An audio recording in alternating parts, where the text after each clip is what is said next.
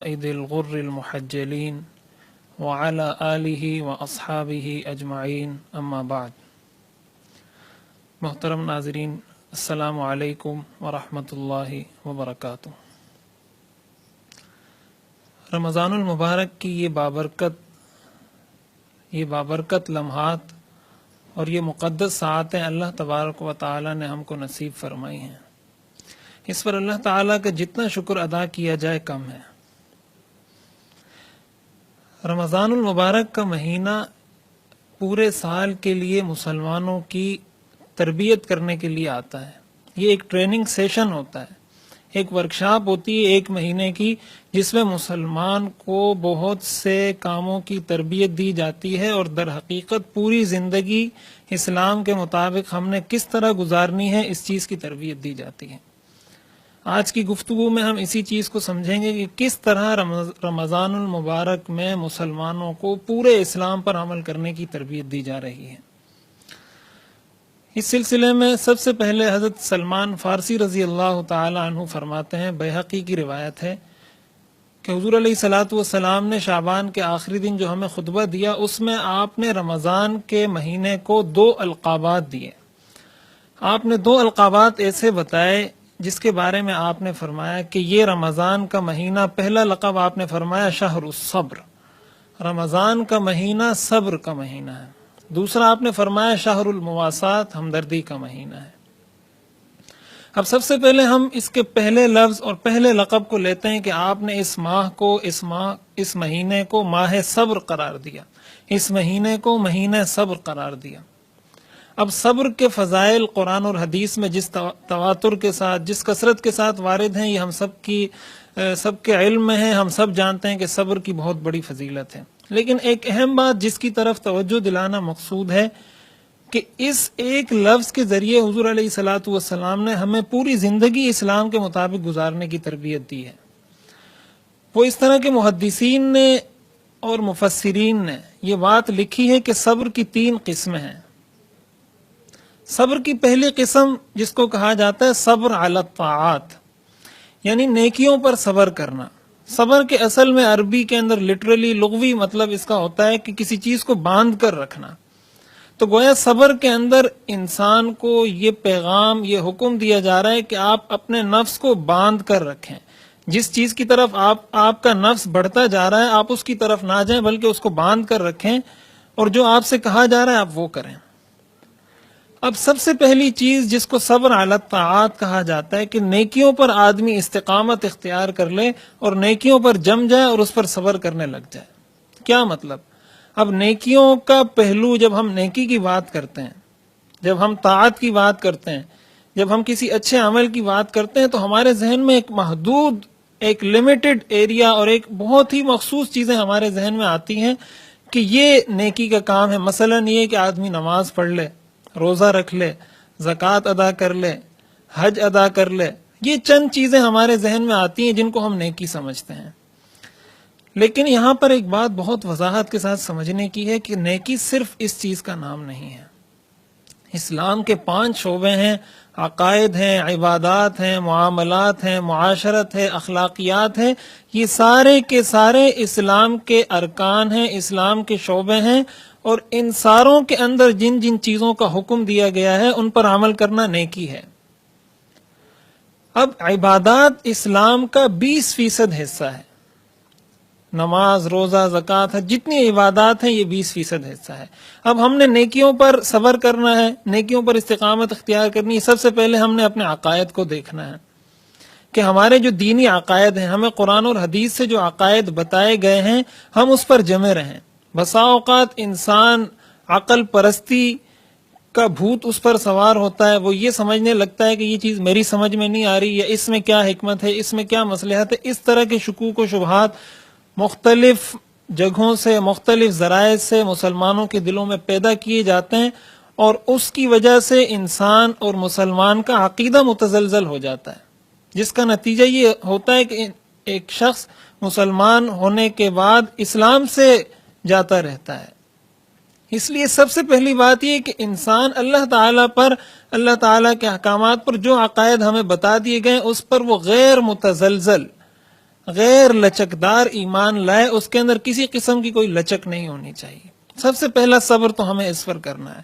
رمضان جس صبر کا ہمیں درس دیتا ہے اس میں سے پہلا صبر یہ ہے کہ عقائد پر ہماری استقامت ہو۔ خدا نخواستہ عقیدے میں ذرا سی بھی کوئی نقص آ جائے، کوئی شک شبہ آ جائے تو انسان کی پوری زندگی اس سے تباہ ہو سکتی ہے۔ دوسرے نمبر پر عبادات ہیں کہ عبادات کے اندر جو نیکی ہیں، نیکی کے کام ہیں، اس پر آدمی صبر کرے۔ مثلا نماز ہے، روزہ ہے۔ اب ہم روزہ رکھتے ہیں تو شیطان تو ہمیں روکتا ہے، شیطان تو ہمیں یہ کہتا ہے کہ کچھ کھا لو، کچھ پی لو، جھوٹ بول لو، غیبت کر لو، لیکن ہم ان ساری چیزوں سے رکتے ہیں اور اللہ تعالیٰ کے حکم کو پورا کر رہے ہیں۔ یہ ہم اس نیکی کے کام پر، اس صبر کے کام پر ہم نے صبر کیا ہوا ہے، استقامت اختیار کی ہوئی ہے۔ اسی طرح تیسرے نمبر پر جو ہمیں صبر کرنا ہے وہ صبر کرنا ہے اپنے معاملات کے اندر۔ ہم عموماً معاملات کو دین کا حصہ نہیں سمجھتے۔ ہم یہ سمجھتے ہیں کہ اگر میں نے نماز پڑھ لی، زکوٰۃ ادا کر لی، چند مخصوص چیزیں ہم نے اپنے ذہن میں بنائی ہوئی ہیں، جب یہ کام ہم نے کر لیے تو بس گویا میں نے دین پر عمل کر لیا۔ میرے معاملات کے ساتھ، خرید و فروخت کے معاملے جو میں باہر لین دین کرتا ہوں، اس کے ساتھ دین کا کیا تعلق؟ تو یہ بات بہت اچھی طرح سمجھنی چاہیے کہ یہ 20% تو عبادات ہیں، 80% سارے کے سارے معاملات ہیں شریعت کے اندر۔ تو ہمیں اس چیز پر بھی غور کرنا چاہیے کہ ہمارے معاملات بھی شریعت کے مطابق ہوں۔ مثلا رمضان المبارک کا مہینہ آتا ہے تو جو چیز 20 روپے کلو بکتی ہے، رمضان المبارک میں اس چیز کی قیمت بڑھا کر 40 روپے 50 روپے کر دی جاتی ہے۔ اب آپ ایک دکاندار ہیں، آپ فروٹ بیچنے والے ہیں، آپ سبزی بیچنے والے ہیں، آپ کھجور بیچنے والے ہیں، آپ کوئی کاروبار کرنے والے ہیں، کپڑا بیچنے والے ہیں۔ اب آپ نے دیکھا کہ سارے دکانداروں نے تو قیمتیں بڑھا دیں، لیکن آپ سمجھتے ہیں کہ جو جائز منافع مجھے اختیار کرنا چاہیے، جو مجھے لینا چاہیے، وہ میں لے رہا ہوں۔ صرف اس وجہ سے کہ رمضان کا مہینہ آیا میں اور قیمتیں بڑھا دوں، اس سے آپ رکتے ہیں۔ یہ آپ نیکی پر صبر کر رہے ہیں، یہ بہت بڑے اجر کا کام ہے۔ یہ جو آپ اس نیت سے یہ کام کر رہے ہیں، یہ بہت بڑے اجر اور بہت بڑے ثواب کا کام ہے۔ اسی طرح آپ سود سے بچتے ہیں، ان معاملات سے بچتے ہیں جن کے اندر سود آ جاتا ہے، دھوکہ دہی آ جاتی ہے، فریب آ جاتا ہے، ملاوٹ آ جاتی ہے، کساد بازاری آ جاتی ہے۔ یہ بہت ساری چیزیں آپ کا جی چاہتا ہے، آپ کو موقع بھی ہے، ماحول بھی میسر ہے، پوری مارکیٹ میں ایک فضا بھی بنی ہوئی ہے، لیکن آپ پھر بھی ان چیزوں سے بچتے ہیں۔ اس کا مطلب آپ نے نیکی پر صبر کیا ہوا ہے۔ یہ رمضان المبارک کا مہینہ ہمیں اس صبر کا درس دیتا ہے۔ اس صبر کا درس دیتا ہے کہ ہم اپنے معاملات بھی شریعت کے مطابق بنانے کے بعد اس پر صحیح طریقے سے صبر کر لیں اور ہمارا کوئی معاملہ شریعت کے خلاف نہ ہو۔ اسی طرح اس صبر کا تیسرا پہلو یہ ہے کہ ہماری معاشرت کے اندر ہم نیکیوں پر صبر کرنے والے بن جائیں۔ اب معاشرت کے اندر نیکی کیا ہے؟ معاشرت کا مطلب رہن سہن، آپ نے دوسروں کے ساتھ کس طرح رہنا ہے، کس طرح آپ نے دوسروں کے ساتھ سلوک کرنا ہے۔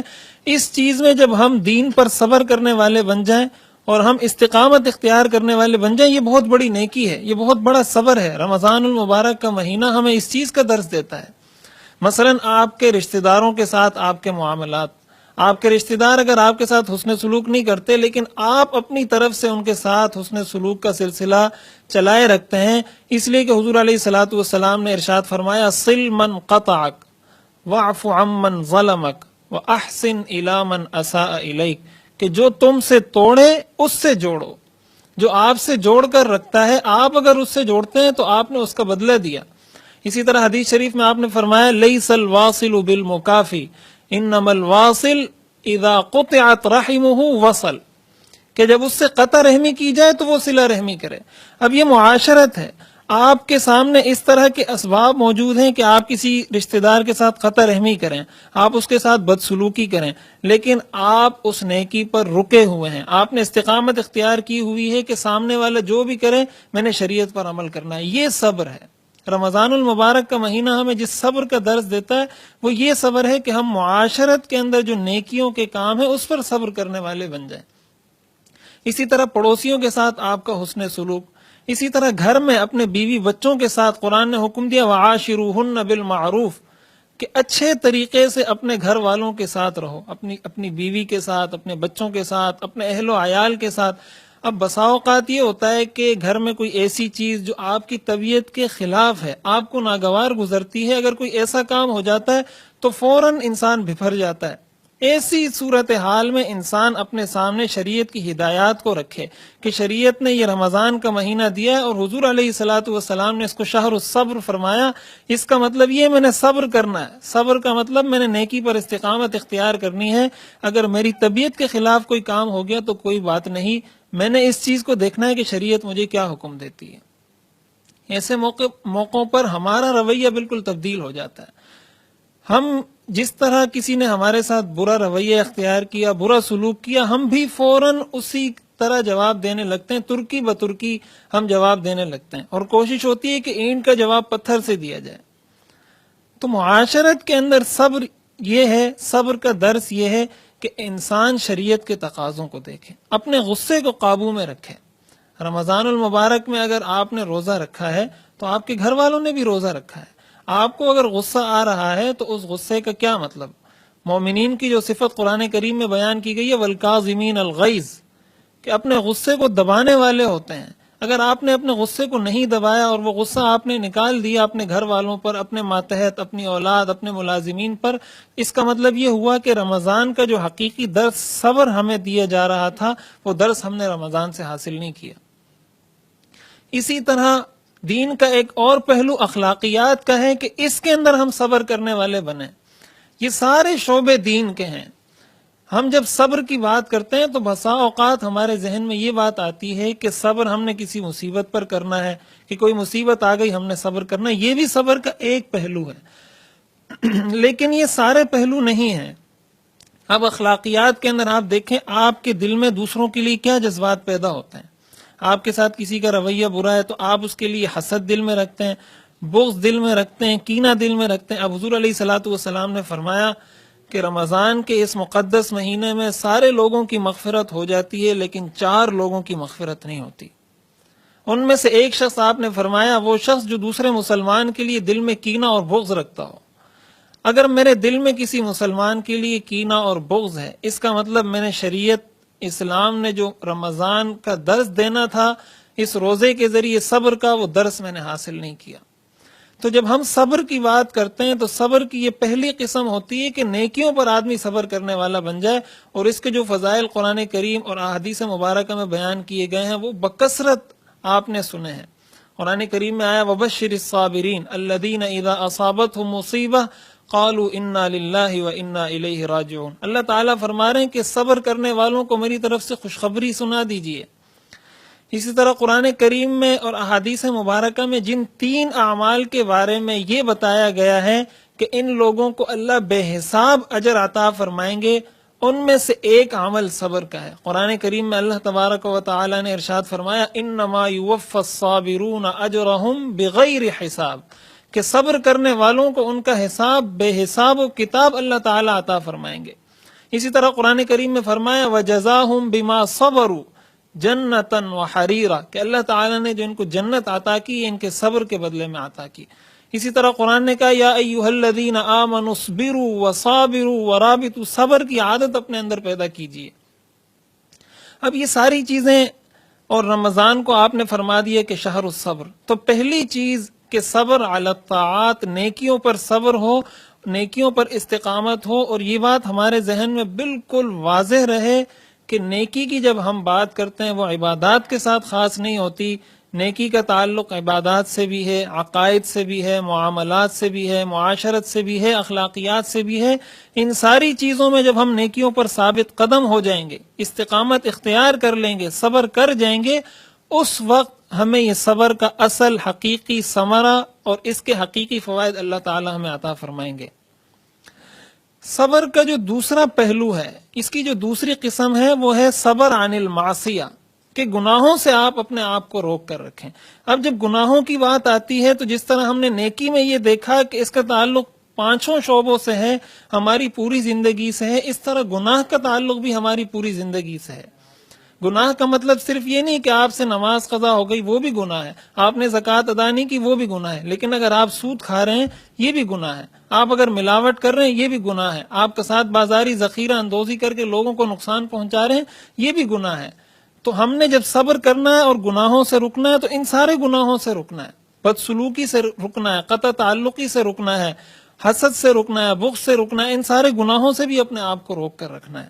تو جب ان ساری چیزوں سے ہم اپنے آپ کو روک کر رکھیں گے تو یہ صبر کی دوسری قسم ہے کہ انسان اپنے آپ کو گناہوں سے روک کر رکھے۔ اور یہاں پر ایک بات بہت اہم نقطے کی جو سمجھنے کی ہے وہ یہ کہ دین ہمیں جو صبر کا درس دیتا ہے اس کا اصل پیغام یہ ہے کہ دین نام ہے شریعت کے تقاضوں پر عمل کرنے کا۔ ایک ہوتی ہے انسان کی اپنی خواہش، ایک ہوتی ہے دین کا تقاضا۔ جب دین کا تقاضا آپ کی ذاتی خواہش کے مقابلے میں آ جائے، آپ نے دین کو ترجیح دینی ہے، یہ اصل صبر ہے۔ اویس قرنی رحمہ اللہ سید التابعین ہے، حضور علیہ الصلوۃ والسلام کی زندگی میں، آپ کی حیات مبارکہ میں ایک دفعہ آپ سے ملاقات کے لیے تشریف لائے، لیکن آپ سفر پر تھے اور ان کی ملاقات نہیں ہو سکی، تو یہ بغیر ملاقات کیے واپس چلے گئے۔ ان کی ایک بوڑھی والدہ تھی جن کی یہ خدمت کیا کرتے تھے۔ اب ایک طرف ان کی خواہش تھی، یہ چاہتے تھے کہ میں جا کر حضور علیہ الصلوۃ والسلام کا دیدار کروں، ان سے شرف ملاقات حاصل کروں، اور حضور کا دیدار، حضور کی زیارت بہت بڑی عبادت، بہت بڑی نیکی تھی، اتنا بڑا عمل تھا کہ ایک دفعہ حضور کی زیارت انسان کو صحابیت کے مرتبے پر فائز کر دیتی ہے۔ ان کی دلی خواہش تھی کہ میں جاؤں حضور علیہ الصلوۃ والسلام سے ملاقات کروں، لیکن ایک طرف دین کا تقاضا تھا کہ والدہ ان کی بوڑھی تھی، کوئی خدمت کرنے والا نہیں تھا، انہوں نے اپنی والدہ کی خدمت کی، والدہ کی خدمت کرتے رہے اور حضور علیہ الصلوۃ والسلام سے دوبارہ ملاقات کے لیے تشریف نہیں لے کر گئے۔ اس سے حضور علیہ الصلوۃ والسلام نے، چونکہ ان کی ملاقات نہیں ہوئی تھی لیکن حضور علیہ الصلوۃ والسلام کو اطلاع مل گئی تھی، حضور علیہ الصلوۃ والسلام نے اپنے صحابہ کو ارشاد فرمایا کہ ایک شخص ہے اویس، اس کا تعلق ہے قبیلہ قرن سے، یمن کا قبیلہ ہے قرن، اس سے اس کا تعلق ہے، اگر تم میں سے کسی کی ملاقات ہو، ان استطعت ان یستغفر لک فلیستغفر لک، کہ اگر تم یہ کوشش کر سکو، تمہاری استطاعت میں یہ بات ہو کہ وہ تمہارے لیے اللہ سے مغفرت طلب کرے تو اس سے ضرور درخواست کرنا کہ آپ کے لیے مغفرت کی دعا طلب کرے۔ اب آپ دیکھیے اویس قرنی رحمہ اللہ کا کیا عمل تھا، کیا عمل تھا جنہوں نے ان کو یہ مقام عطا کیا کہ حضور علیہ الصلوۃ والسلام اپنے صحابہ سے یہ ارشاد فرما رہے ہیں کہ آپ ان سے یہ درخواست کیجئے گا کہ وہ آپ کے لیے مغفرت کی دعا کریں۔ چنانچہ حضرت ابو بکر صدیق رضی اللہ تعالی عنہ اپنے دور حکومت میں مسلسل جب بھی حج کے قافلے یمن سے آتے تھے، آپ پوچھا کرتے تھے کہ تم میں کوئی اویس نامی شخص تو نہیں ہے۔ حضرت ابو بکر صدیق رضی اللہ عنہ کے دور حکومت میں وہ نہیں آ سکے۔ جب حضرت عمر رضی اللہ عنہ کا دور آیا تو حضرت عمر رضی اللہ عنہ نے بھی اپنا یہ معمول بنایا تھا کہ جب بھی حج کے قافلے یمن سے آتے تھے، آپ پوچھا کرتے تھے تم میں اویس نامی کوئی شخص تو نہیں ہے۔ ایک مرتبہ ایسا ہوا جب آپ نے پوچھا تو لوگوں نے بتایا کہ ایک شخص ہے اویس جو جنگل گیا ہے، اونٹ چرا رہا ہوگا، ایک سادہ سا آدمی۔ حضرت عمر نے فرمایا میری اس سے ملاقات کروائیں۔ چنانچہ حضرت عمر رضی اللہ تعالی عنہ ان کے پاس پہنچے اور ان سے درخواست کی کہ میں آپ سے درخواست کرتا ہوں کہ آپ میرے لیے دعا کیجیے۔ حضور علیہ الصلوۃ والسلام نے حضرت عمر رضی اللہ عنہ کو کچھ نشانیاں بتائی تھی کہ ان کے جسم میں برس کی بیماری ہوگی اور پیٹ پر ان کے برس کا ایک نشان باقی ہوگا، باقی بیماری ختم ہو گئی ہوگی۔ یہ ساری نشانیاں دیکھنا اور پھر ان سے دعا کی درخواست کرنا۔ جب حضرت عمر رضی اللہ تعالی عنہ نے ان سے عرض کی تو وہ پریشان ہو گئے، ندامت کے ساتھ کہنے لگے کہ آپ حضور کے صحابی ہیں جن کے بارے میں اللہ نے فرمایا لو کان بعدی نبی، حضور علیہ الصلوۃ والسلام نے فرمایا لو کان بعدی نبی لکان عمر، آپ حضور علیہ الصلوۃ والسلام کے بعد دوسرے خلیفۃ المسلمین ہیں، میں آپ کے لیے کیسے دعا کروں؟ حضرت عمر رضی اللہ تعالیٰ عنہ نے فرمایا مجھے حضور علیہ الصلوۃ والسلام کا یہ حکم ہے۔ اب دیکھیے اویس قرنی رحمہ اللہ کا کون سا ایسا عمل تھا کہ حضرت عمر رضی اللہ عنہ جیسے جلیل القدر صحابی ان سے دعا کی درخواست کر رہے ہیں، وہ عمل یہی تھا کہ انہوں نے نیکیوں پر صبر کر لیا تھا۔ ایک طرف ان کے دل کی خواہش تھی، ایک طرف دین کا تقاضا تھا۔ تو رمضان ہمیں جس صبر کا درس دیتا ہے وہ صبر یہ ہے کہ جب ہمارے سامنے دو چیزیں آ جائیں، اگرچہ دونوں نیکی کی ہوں، لیکن ایک آپ کی خواہش ہے، ایک دین کا تقاضا ہے، ہم نے اس چیز کو دیکھنا ہے کہ اس وقت دین کا تقاضا کیا ہے۔ اور تیسرے نمبر پر جو صبر کی قسم ہے جس کو ہم عام الفاظ میں اپنی عام بول چال کے اندر صبر کہتے ہیں، وہ ہے کسی مصیبت پر صبر کرنا، کہ اللہ تعالیٰ کی طرف سے اگر کوئی مصیبت آ جائے، کوئی پریشانی آ جائے، کوئی غم آ جائے، اس پر انسان صبر کرے. عسیٰ ان تکرہوا شیئا وہو خیر لکم وعسیٰ ان تحبوا شیئا وہو شر لکم. کتنی چیزیں ایسی ہوتی ہیں جن کو ہم پسند کرتے ہیں لیکن اس میں ہماری خیر نہیں ہوتی، اور جس کو ہم خیر سمجھ رہے ہوتے ہیں اس میں ہمارے لیے شر پوشیدہ ہوتا ہے. اس پر 20 واقعات آپ نے سن رکھے ہوں گے، کتابوں میں آپ نے پڑھ رکھے ہوں گے کہ کئی مواقع پر انسان چاہتا کچھ ہے، اللہ تعالیٰ کی طرف سے ہوتا کچھ ہے، اور اسی کے اندر اس کی خیر ہوتی ہے. اس موقع پر انسان کو جو درس دیا گیا ہے وہ یہ کہ وہ صبر کرے. پھر صبر بھی جب ہم مصیبت پر کرتے ہیں، مصیبتیں بھی 2 طرح کی ہوتی ہیں.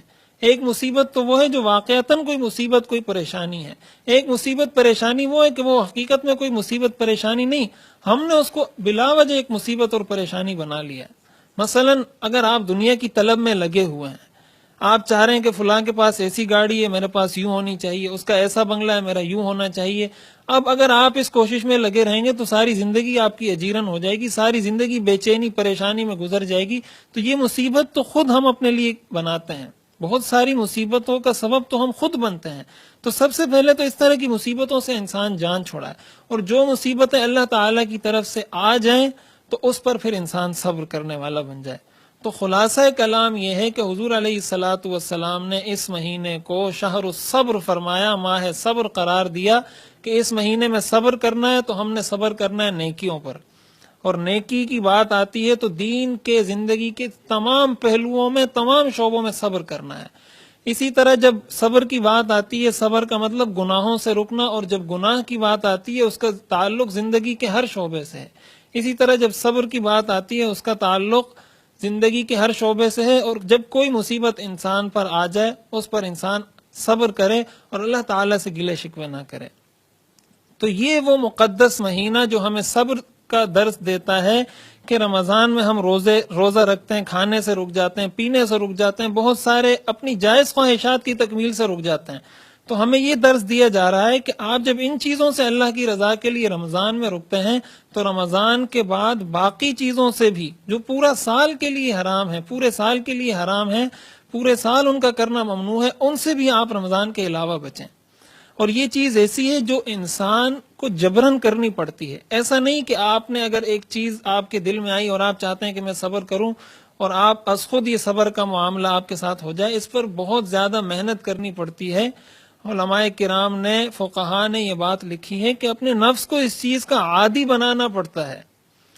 جس طرح ہم اپنے دنیاوی کاموں میں، مثلا آپ صبح اٹھتے ہیں، ملازمت کے لیے، کاروبار کے لیے، اپنے کام کاج کے لیے نکلتے ہیں گھر سے، تو آپ کا جی تو نہیں چاہتا، آپ کا جی تو چاہتا ہے میں سو جاؤں، گھر والوں کے ساتھ بیٹھوں، بچوں کے ساتھ بیٹھ کر بات چیت کروں.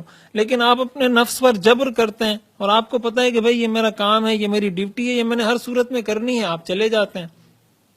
تو جب آپ اپنے دنیاوی کام کے لیے نکلتے ہیں، جب ہم دنیاوی کام کے لیے اپنے نفس کو قابو میں کرتے ہیں، اپنے نفس کو باندھ دیتے ہیں اور اپنے نفس کی مرضی پر نہیں چلتے، تو دینی معاملات کے اندر بھی، شریعت کی اتباع کرتے وقت بھی ہمیں اپنے نفس کو قابو میں کرنا چاہیے. دین کا جب کوئی حکم ہمارے سامنے آ جائے اس وقت بھی ہمیں یہ دیکھنا چاہیے کہ شریعت کا ہمیں حکم کیا ہے، اور ہم جب اپنے نفس پر اس طرح اس کو عادی بنا لیں گے، آہستہ آہستہ اس کی مشق کر لیں گے، تو پھر اس کی برکت یہ ہوگی کہ پورا سال ہمارا انشاءاللہ شریعت کے مطابق گزرے گا. حضور علیہ الصلوۃ والسلام نے فرمایا من سلم لہ رمضان سلمت لہ السنہ، جس کا رمضان سلامتی سے گزر جائے اس کا پورا سال سلامتی سے گزر جاتا ہے. کیا مطلب؟ یعنی انسان جب رمضان کے اندر اپنے آپ کو بالکل ویسا بنا لے جیسا اللہ چاہتا ہے انسان کو، یا کم از کم اپنی طرف سے کوشش پوری کر لے، تو رمضان کے بعد پھر اللہ تعالیٰ اس کو اس محنت، اس جد و جہد اور اس سعی کی وجہ سے یہ توفیق عطا فرماتے ہیں کہ پورا سال اس کا پھر شریعت کی اتباع کے اندر گزرتا ہے. ناظرین، یہ تھی ہماری آج کی گفتگو. اسی کے ساتھ دیجیے اجازت. السلام علیکم ورحمۃ اللہ.